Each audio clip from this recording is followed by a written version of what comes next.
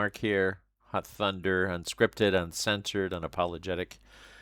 Psychologically immune from social media control. So I'm doing this quick video on quote minding and how it mining distorts debates in forums.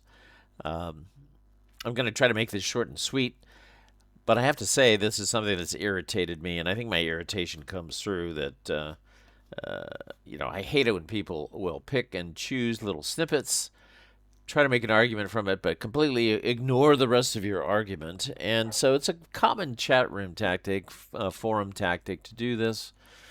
And I won't say that I haven't done it myself. I mean, it's just something that's easy to do because it can cut straight to the point and try to make some kind of an argument. But really, what happens is a lot of times the main point gets lost. And that's the problem with it. So let me just do a quick presentation here. I'm going to try to make this short and sweet. Why is this about Axis Empires, by the way, and why is it in the Axis Empires on BGG? Well, because all of this happened on the BGG forum recently, the most recent place it's happened. It's not the only forum this kind of quote mining occurs with. But that's where it happened the last time. So that's why I'm putting this in the Axis Empires forum. Besides, I'm about to do another video right after this on this particular game, and I'm continuing as part of my revival series. So let's do this quickly. Presentation. What is quote mining? What does it do? Well, it distorts the debate. What happens is people do this to manipulate the impression that other people have of you or manipulate their expertise, but it defeats the argument analysis, and that's the problem. And sometimes you could call this cherry picking. People take parts of a comment or a post, then they selectively pick one part of that comment or evidence or example, completely ignoring the main points in the discussion. It's linked to their own confirmation bias, and it's also can be agenda driven. And what are the points of it? Well, sometimes you just want to make the other person look foolish or unintelligent, or it can establish fake intellectual superiority. This is something that commonly is done. Guys do it to each other all the time. I'm not so sure about women doing it to each other. I think they use a different mechanism for this. But it's not unusual, and I'm just saying it happens, and there's a way to deal with this. So let's talk about it a little bit more. It can wind up suppressing or ignoring the opposing viewpoints that somebody presents, and it disrails, I'm sorry, not disrails, but it derails debates. And it doesn't even address the core argument the person made in the first place. Okay? So it influences the perceptions others have of the actual debate and of that person and of you, but it doesn't actually address what the whole point of the argument was, which is the annoying part to me. All right, so sometimes we call it cherry picking or quote mining, taking small portions of a comment, often out of context, to make the opponent who did the original post look inconsistent or weak.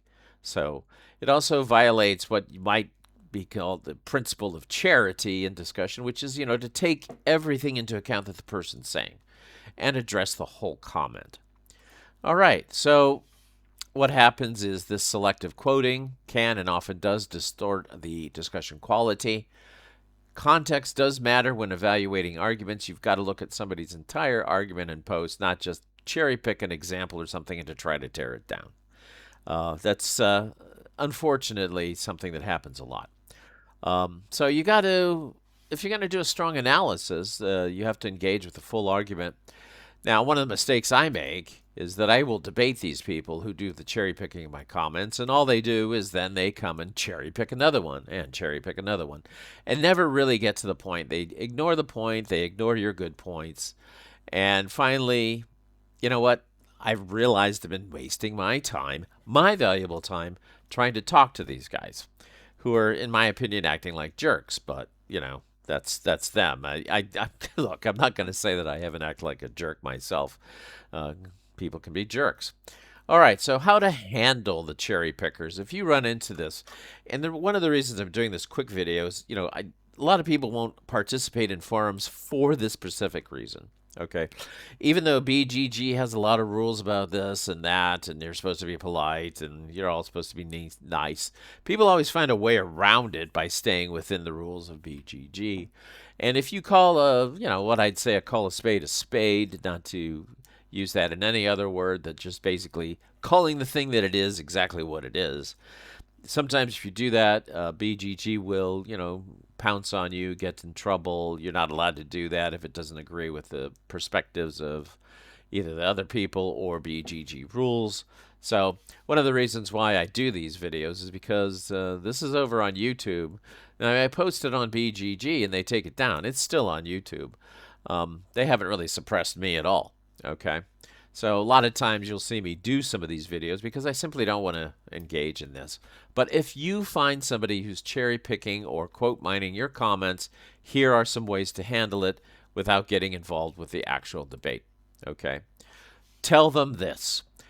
Sir or ma'am, that quote only works with detached from the larger argument and surrounding context. Tell them this. Sir, ma'am, that's quote mining, selectively excerpting wording instead of addressing the actual thesis of my proposal. Next one, sir, ma'am, the core issue remains X, which your reply avoided entirely. Sir or ma'am, respond to the full argument rather than isolated fragments taken out of context. Sir or ma'am, selective quotation does not refute the broader position being argued. Mention that every single time somebody quote mines you, just takes out a snippet and tries to tear it apart. Say that to them and call them out on it and put it into it. Okay? There you go. That's my advice. Take it as you will. Like, subscribe, comment, whatever you want to say. All right, folks. Thanks for listening. And now back on to this regularly scheduled next video, which is going to be about Axis empires and 1943 late war start. And we're going to do how shall I say this? Something that came up is the Axis empires doing a turtling strategy on the Eastern Front. I'm going to try that, and we're going to see how the Soviets can handle it in turn. So it should be interesting. All right. Thank you so much. I'll talk to you later. Bye-bye.